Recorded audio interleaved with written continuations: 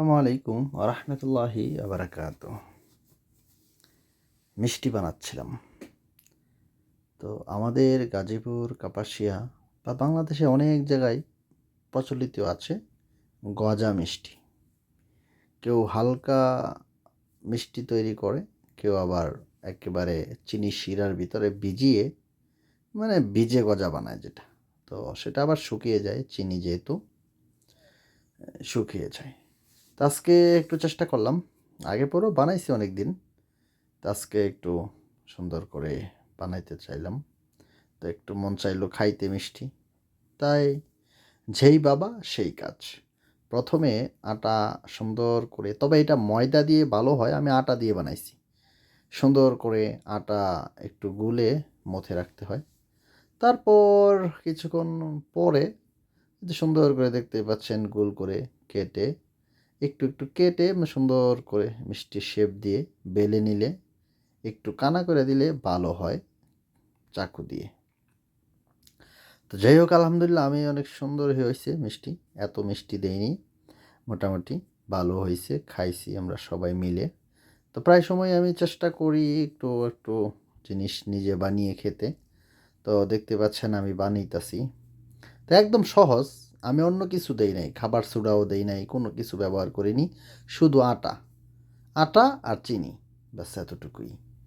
তো মোটামুটি আমার মিষ্টি অনেকগুলোই হয়েছে। দেখতে পাচ্ছেন এখন তেল গরম করতেছি, তেলে ভাজবো। তেলে ভাজার পরে ওই যে চিনির শিরা বানানো হয়েছে, শিরার মধ্যে চুবাবো। বিসমিল্লাহ।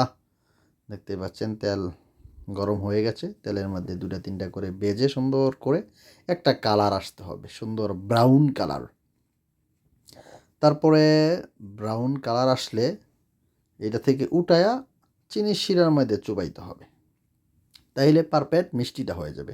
নাস্তা হিসাবে খাইতে পারবেন, যে কোনো সময় নিজে বানিয়ে নিতে পারেন।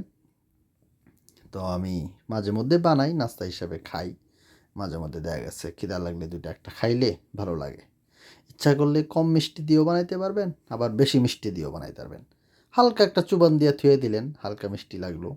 আর একটু বেশিক্ষণ চুবাইলে একটু বেশি মিষ্টি লাগবে, এটাই স্বাভাবিক। তবে এটাকে বিভিন্ন জায়গায় বিভিন্ন নামে চিনে, বিভিন্নভাবেও বানায়। আমাদের গাজীপুর এবং পাশাপাশি নরসিংদীতে এটাকে গজা মিষ্টি বলে।